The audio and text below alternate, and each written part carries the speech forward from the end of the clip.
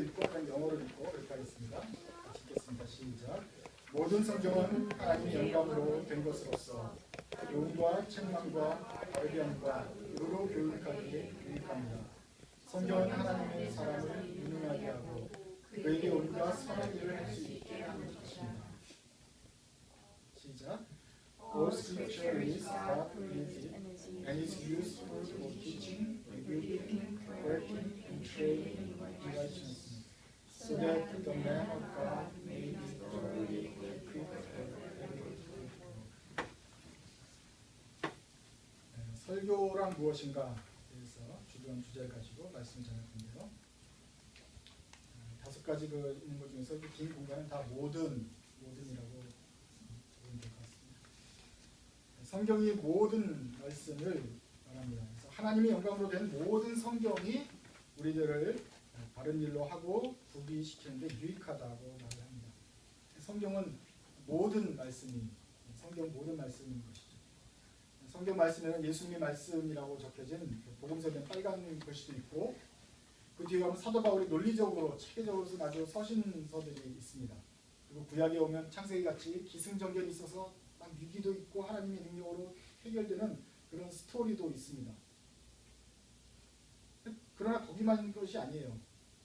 끝도 없는 족보들이 계속 나오기도 합니다. 이것은 해야 되고 이것은 먹지 말아야 되고 이것은 안 되고 계속 레위기의 조항들도 많이 나옵니다. 문학도 있습니다. 그런데 그 문학이 도대체 뭘 말하는지가 명확하지 않은 그런 문학이 원래 그런 거잖아요. 애매모호함도 있습니다. 시도 있습니다. 그런데 시 중에서도 과연 이게 하나님 말씀일까 할 정도로 한탄으로 가득 찬 시도 있습니다. 선지서의 예언도 있는데 거기에는 온갖 그 장 전체가 옆에 나라 망할 것이다 비평하는 노래 선지서 예언이 있습니다. 도대체 이게 뭐냐 할 텐데 뭐냐고 묻기 전에 우리가 먼저 고백하는 것은 이 모든 말씀이 다 하나님의 말씀입니다. 하나님께서 이런 다양한 장르로 우리에게 말씀을 전하세요. 그래서 복음서와 편지와 스토리와 시와 선지자의 예언으로 우리에게 하고 싶은 메시지가 있단 말입니다. 그런데 그 메시지가 장르가 좀 틀려요. 장르가 틀리는 것은 어쩌면 우리를 위해서 그럴지도 모르겠습니다. 어떤 사람은 논리적인 설득이 필요한 사람이 있고 어떤 사람은 스토리에서 하나님의 크심을 발견할 수도 있고 어떤 사람은 그 이미지 가운데서 문학적으로 받아들인 사람들이 있기 때문에 쓴지 모르겠어요. 어쨌거나 이것이 모두 다 하나님 말씀이라고 생각하기 때문에 설교자는 이 말씀을 다 전해야 된다. 그런데 이게 쉽지 않습니다. 이게 스토리텔링에 딱 익숙해져서 할만하면 그 다음에 책이 바뀌면 갑자기 비전 있는 걸 전해야 되고 근데 장르에 따라서 전하는 방법이 틀려야 되잖아요. 갑자기 또 시로 가게 되는데 시를 갖다가 서신서처럼 전하는 것처럼 전하게 되면 이게 시가 쉽지 않다고요.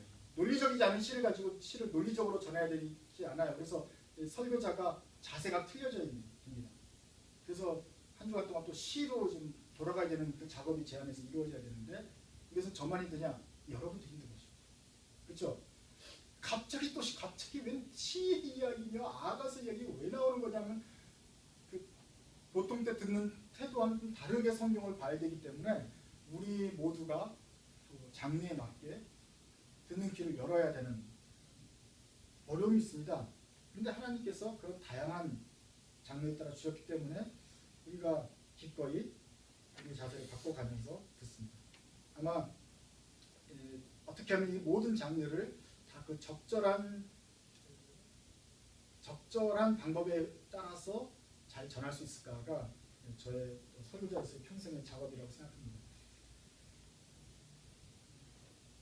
이 모든 성경을 하나님 말씀을 믿는 기 때문에 제 이런 고백에 대한 반응으로서의 한 가지 결심이 바로 이 성경을 장별로 강해 설교를 하겠다 하는 그런 것이었습니다. 장별로 한 장 한 장 나갈 때는 제가 좋은 점이 있어요. 그럼 그 다음에 뭐 할지 선택하지 않아야 되니까. 때로는 이게 편해 보입니까? 그렇지 않아요. 사실은 장별로 한 장 한 장 찾아보면 설교하기 힘든 부분들이 중간중간에 팍팍 나옵니다.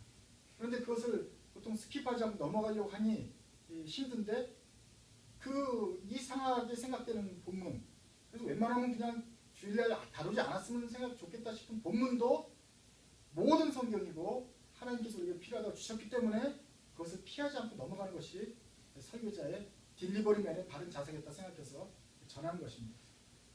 그것은 설교하기가 어려울 뿐만 아니라 나도 잘 모르겠는 것들도 나와요. 그럴 때는 더 힘듭니다. 도대체 무슨 말 하는지 저도 잘 모르겠는데 어쨌거나 하나님 주셨기 때문에 또 공부해서 전합니다.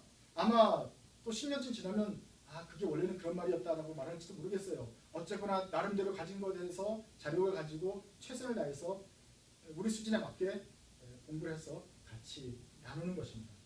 이것이 사실은 제가 모든 성경이 하나님의 말씀이라고 하는 것을 믿는 사실 저의 신앙 고백입니다.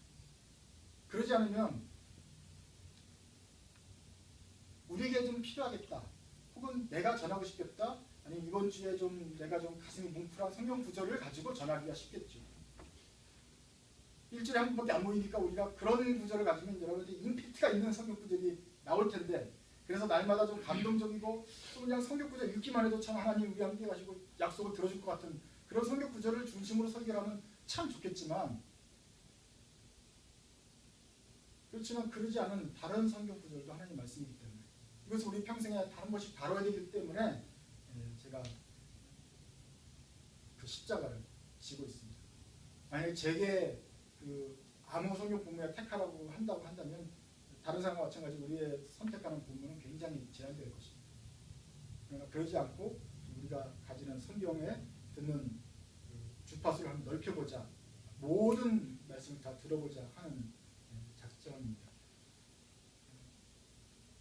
성탄절하고 부활절 때만 빼놓고는 웬만하면 이제 가려고 그러고 가끔 쉬어가는 때 빼놓고는 하려고 그러는데, 그런 차원에서 모든 성경을 믿는다 하는 것을 여러분도 같이 아시면 좋겠습니다. 두 번째로는 설교에는 하나님의 모든 교훈을 다룹니다.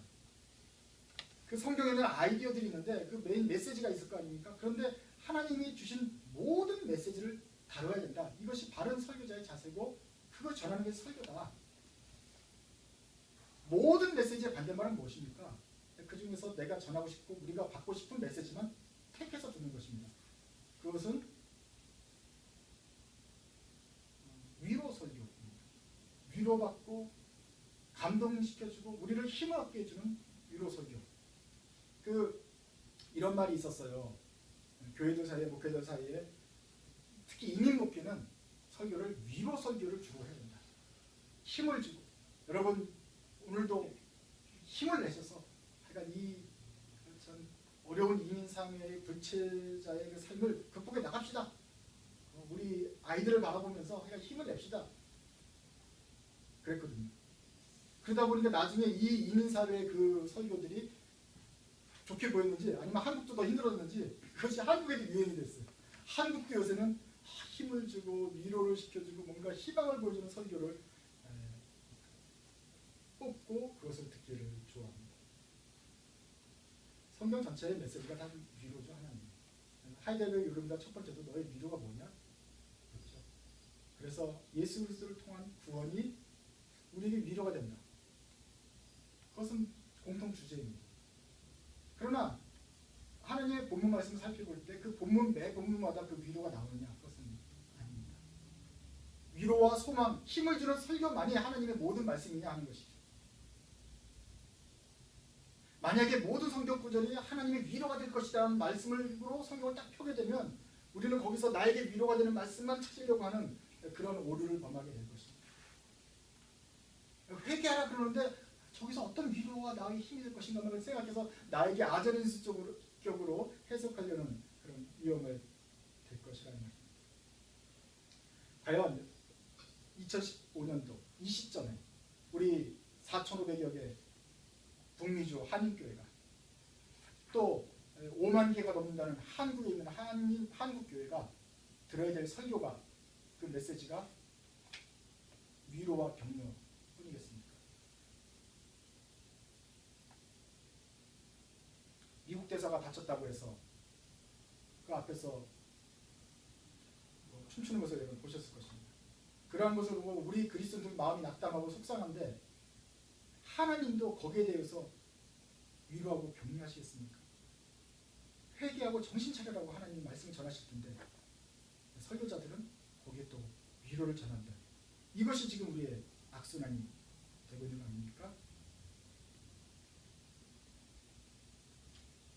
한국교회와 한인교회 또 제가 이 설교에 대해서 또 걱정하는 부분 중에 하나는 바로 어떤 청빙 절차입니다. 목사님이 늘 은퇴하신다든지 아니면 공석이 생겼을 때 새로운 목사님을 뽑습니다. 한번 생각해 보세요. 새로운 목사님 오셨습니다. 여러분 어떻게 합니까? 먼저는 당회를 중심으로 청빙위원회를 구성을 합니다. 청빙 원서를 받는다는 공고를 내면 거기에 사람들이 지원을 하겠죠. 이력서를 먼저 살펴보고 서로 심사를 거쳐서 뽑습니다. 100명을 뽑은 다음에 그분들이 와서 한 주씩 설교를 하게 합니다. 한마디로 인터뷰 설교죠. 여러분들 앞에 그분이 오셔가지고 설교를 합니다. 그렇게 해서 그 설교를 듣고 나서 여러분 회중들이 찬반 투표에서 뽑는 거예요. 보통 이제 그런 식으로 가거든요. 그렇습니다. 그런데 반주자 뽑는 건 잘 모르겠어요. 반주자는 피아노를 쳐보니까 우리가 알잖아요. 설교자는 설교를 통해서 뽑습니다. 퀴즈. 어떤 설교를 해야 뽑힐 가능성이 높을까요? 여러분과 제가 처음 만나고 제가 여기에 지원을 했습니다. 그리고 좀 뽑아주세요 하는 마음으로 이날 설교를 합니다. 여러분들에게 예스표를 많이 얻으려면 제가 어떤 설교를 해야 됩니까? 좀 뭔가 감동적으로 뭉클한 좀 효과적인 제가 그동안 썼던 설교 예화 중에서 가장 감동적인 예화를 하나 넣어야 될 것입니다. 그리고 적절한 유머도 한 2번 넘어가서 사람들이 기발한 유머다 생각해야 되고 지루하지 않게 하면서도 위로가 되면서 확신이 되는 그런데 깔끔해야 되면서 시간은 20분이 넘지 않아야 됩니다. 그럼 앞으로 여러분들이 희망이 보이고 저 목사님 모시면 우리는 20분 안에 탁탁탁 끝나는 그런 찬란한 미래가 될 걸 생각하고 다 예스 찍는 거 아닙니까? 거기에 회개와 반성 또는 논리적으로 복잡하게 고민해가는 그 수고 그리고 모든 교훈을 가리지 않고 말씀을 전해야겠다는 그 설교자의 자세가 설 자리가 없습니다. 제가 그 청빙 지금 현재 그 과정을 굉장히 참 싫어하고 힘들어합니다. 그 자체가 우리 한국 교회를 참 힘들게 하는 또 악순환이 되는 요소가 된다라고 생각을 합니다.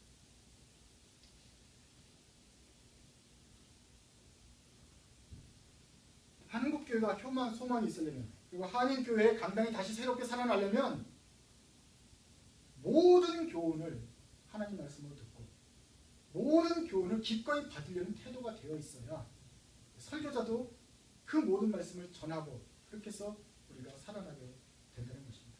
여러분도 마찬가지입니다. 그 여러분의 귀가 위로해주고 격려해주는 설교는 잠시 마음에 들겠지만 그러나 하나님의 모든 말씀들을 기꺼이 들으려는 그런 귀를 열으셔야 된다는 것입니다. 그래서 우리 키즈존 영존에서는 이번 성경 한 권씩 우리가 하고 있잖아요. 그래서 한 장씩 보고 이번 주에가 마침 내일기예요. 얘네들도 딱 내일기 보면서 무슨 소리야 이러는데 그래도 우리는 해야 돼요. 하나님의 말씀이니까 보기가 재미없든지 뭐든지 이건 그래도 재밌게 우리가 해볼겠지만 모든 성경을 우리가 들어보도록 노력하는 것이다. 세 번째, 성경은 모든 사람을 위한 말씀입니다. 모든 사람을 위한 말씀입니다. 제 친구 목사랑 이야기하면서 참 동의한 얘기가 있습니다. 미국 사람들은 설교 시간에 참 자세가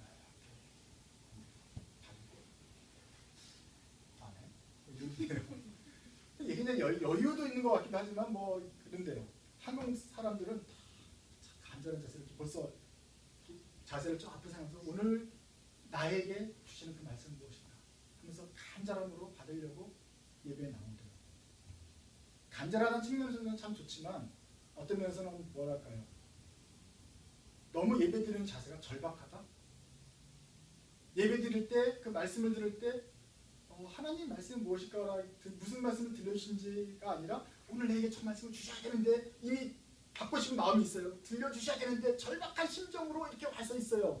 그런데 그 설교 말씀 전체의 문맥은 들리잖아요. 그 중에서 가라 하는 그 말씀이 들려요. 내가 하려는 그 듣고 싶은 그 말씀을 듣고 싶어요. 그런데 그 설교자가 흘러가면서 할 수 있다 잠깐 지나가면 이것이 하나님 말씀이라고 이게 하려고 그래요. 그래서 절박하다. 이 사람들은 차라리 이렇게 듣고서 여유가 있고 그러면 이게 좀 마음을 열고 어떤 말씀들이 들어갈 수 있는데,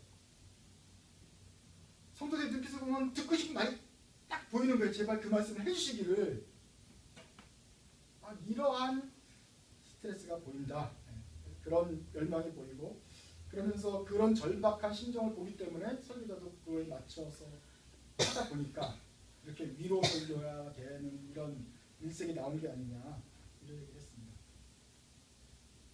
그렇게 힘든 삶을 사는 성도들이 모였을 때 그런 성도들의 눈빛을 보면서 마치 목자가 굶주린 양을 살펴주듯이 그거에 맞는 말씀을 전해왔단 말이에요.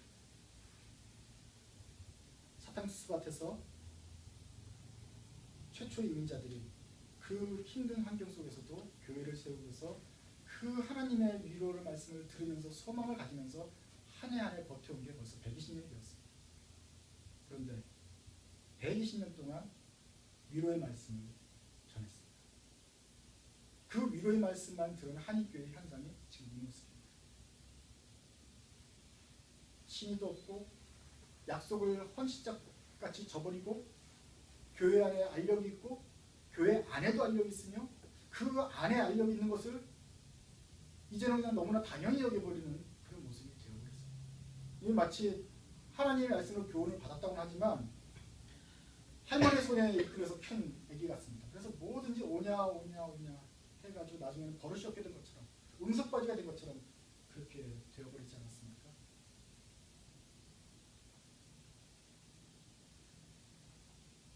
개인에게 필요한 말씀들이 있습니다. 그리고 개인의 삶에 대해서 권면해주는 말씀들은 그때 주로 신방 때 전하게 됩니다. 처치 비스팅에서 장로님들이 그 역할을 맡으실 텐데 가서 그 가정의 사정을 듣고 그 가정과 그 사람의 삶에 맞는 말씀을 전하는 경우도 있습니다. 그러나 우리 공동체가 모였을 때는 우리 모든 사람들을 위한 말씀을 전하게 되는 것입니다. 모든 사람들을 위해서 모든 교훈을 모든 성경을 전하기 때문에 전해야 되기 때문에 이것은 어쩌면 나하고는 나의 절실한 상황과는 필요가 없는 상황이 될 수도 있습니다. 어쩌면 너무 제너럴한 얘기만 나간다고 생각할 수도 있겠습니다. 그러나 기억하십시오. 설교는 나만을 위한 설교가 아닙니다. 모든 사람을 위해서 또 우리 공동체를 위해서 들려준 설교라는 것을 명심을 하셔야 됩니다. 네 번째는 모든 나를 위한 말씀입니다. 저는 수학 선생님 별로 안 좋아합니다. 그 사람들은 나를 괴롭히기 위해서 태어난 사람들 같아요. 그래서 뭐 딱 들어가면 제일 어려운 문제, 내가 모르는 걸 가르쳐줘요. 그리고 그걸 알만 하면은 걔 알 때까지 계속 문제를 내요. 그래서 알만 하면은 그 다음 걸 또 내요. 구구단을 할만 하면 방정식을 가르치고 방정식을 하면 소인수분해 가르치고 소인수분해 끝나면 2차 방정식 끝이 없어요. 이 사람은 맨날 나한테 나쁜 것만 계속 주는 사람이에요. 끝도 없더라고. 그래가지고 게다가 끝도 없을 뿐만 아니라 저걸 왜 가르쳐주는지 말도 안 하고 계속 가르쳐줘요. 제가 하루는 소인수분해를 가르쳐주는 사람한테 삼촌이 가르쳐주는데 물었습니다. 사실은 삼촌이 내가 소인수분해 못하는 거 보고 답답해서 가르쳐주는데 어쨌거나 이걸 왜 배우느냐고 물었는데 왜 배우는지를 말을 안 해줘요. 좀 이렇게 설득력 있게 조리 있게 왜 배웠는지 알려주면 그랬다고 내가 잘할 것 같지는 않지만 어쩌거나 알려주면 좀 나을 텐데 없어요. 그러나 지금 제가 보기에 소인수분해가 영어로 뭡니까?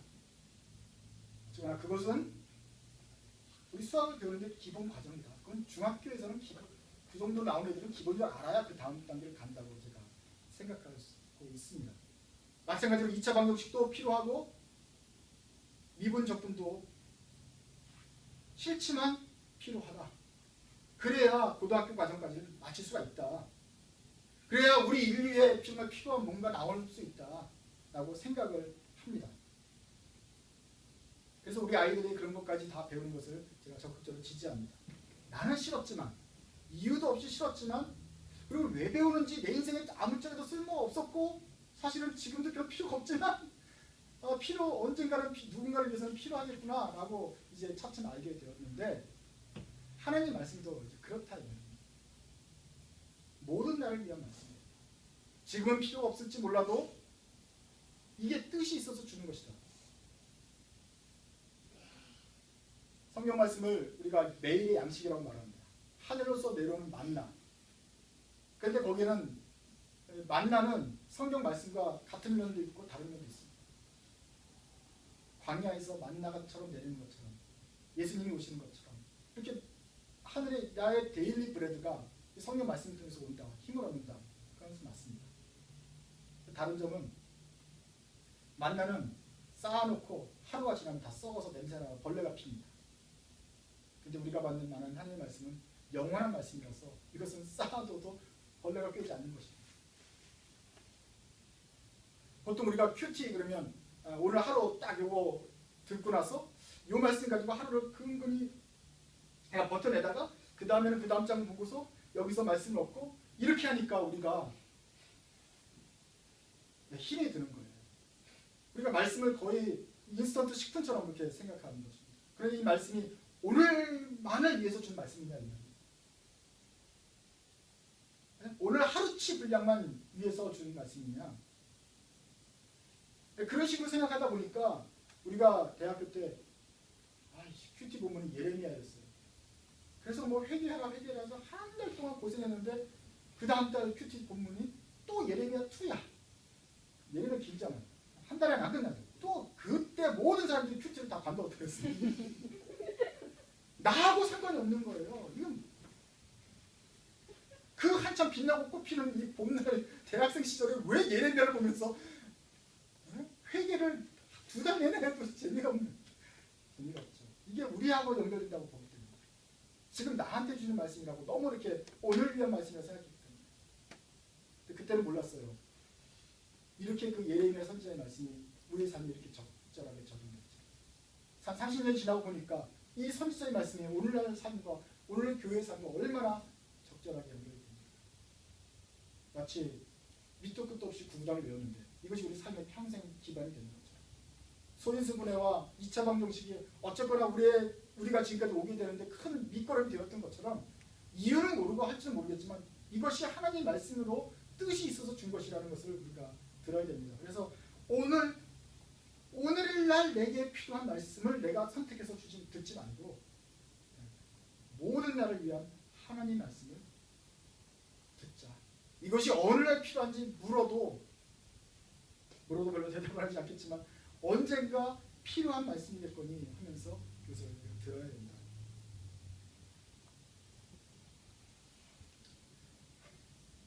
다섯 번째는 모든 말씀이 힘이 있다 하는 것입니다.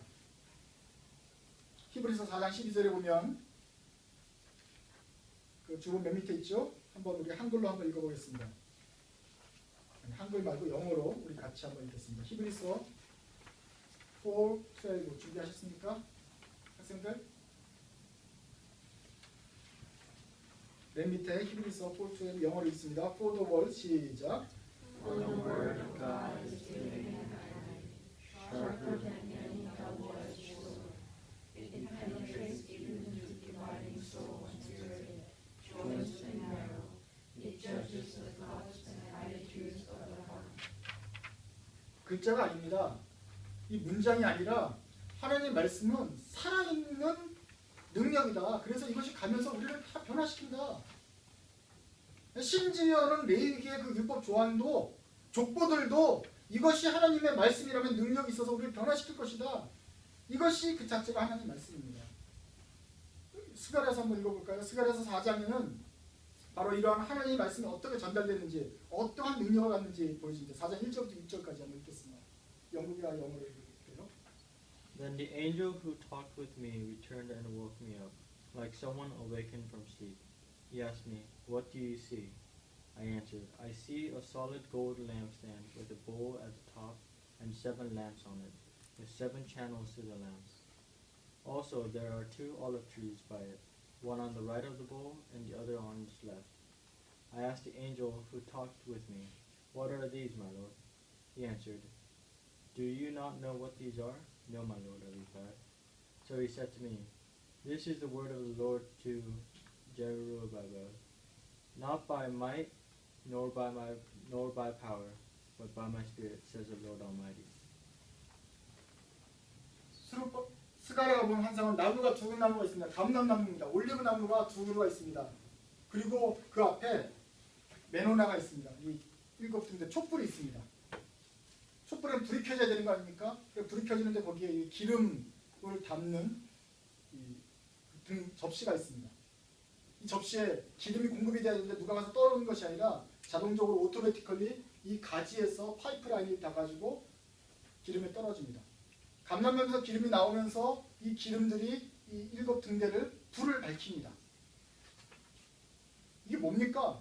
감람나무는 스룹바벨 총독과 이 스가랴 선지자 이 2사람이 성전 건축을 앞장설 것이다 라는 그런 얘기를 하시면서 이것이 사람들의 어떤 이스라엘의 불을 밝힐 것이다 하면서 이러한 일은 힘으로 능으로 되지 않고 오직 하나님의 성령으로 된다. 그렇습니다. 근데 여기서 중요한 것은 이 나무가 누구냐가 중요한 것이 아니라 이 파이프라인에 흐르는 것입니다. 그것은 기름입니다. 올리브 기름입니다. 올리브 기름이 자동적으로 공급이 되어서 충분히 끓이자 공급이 되었기 때문에 이 등불이 불을 밝히게 됩니다. 그런데 이것은 사람에서 나오는 어떤 그 능력이 아니고 뭐라 그래요? 하나님의 신으로 되는 것이다. 하나님의 신이 무엇입니까? 이 파이프라인에 흐르고 있는 혈관 같은 곳에 흐르고 있는 이 피는 무엇을 말합니까? 이것은 성신을 말합니다. 성령입니다. 성령이 하늘로부터 임하셔서 이 파이프라인을 채우고 이 등불에 불을 밝히게 되는 것입니다. 저는 성전 건축을 스룹바벨과 스가랴가 주도를 하면서 이 일을 이룰 것이다. 그래서 이스라엘의 불을 밝힐 것이다 라는 비전이 결국 설교자에게도 해당이 됐다고 생각합니다. 설교자가 말씀을 전할 때 그 말씀을 듣고 그 하나님의 말씀을 받아서 여러분 마음에 등불이 켜질 것입니다. 그런데 그것은 설교자 개인의 능력으로 되는 것이 아닙니다. 만약에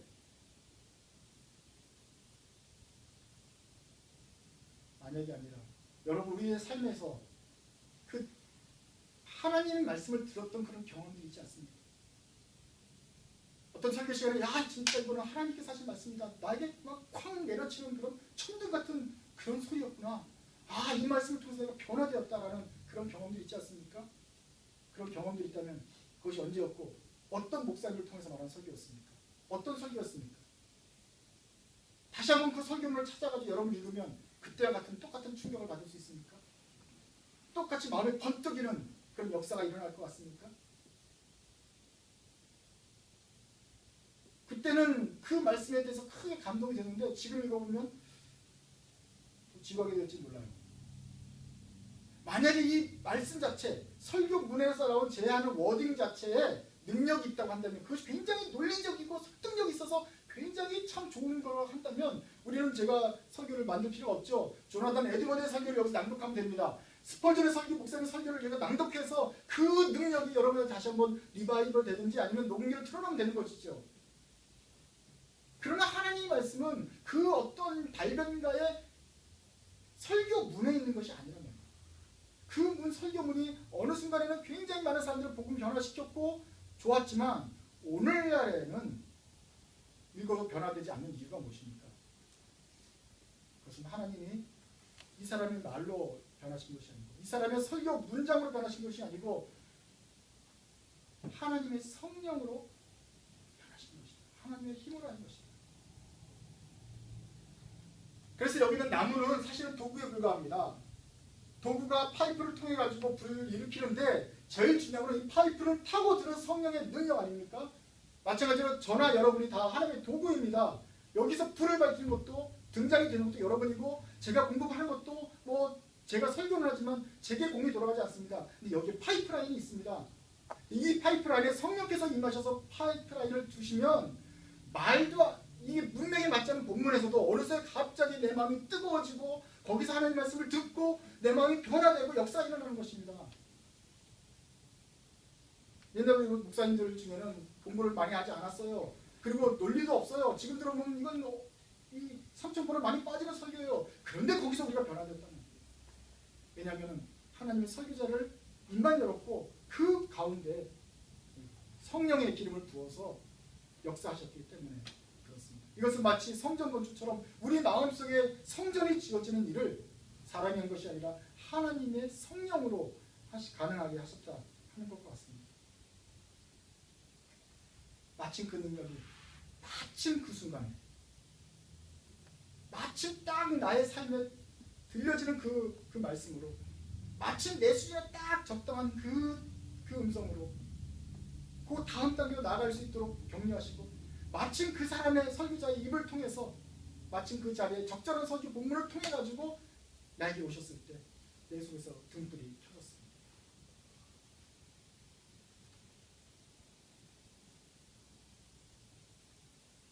그래서 우리는 삼위일체 하나님을 믿습니다.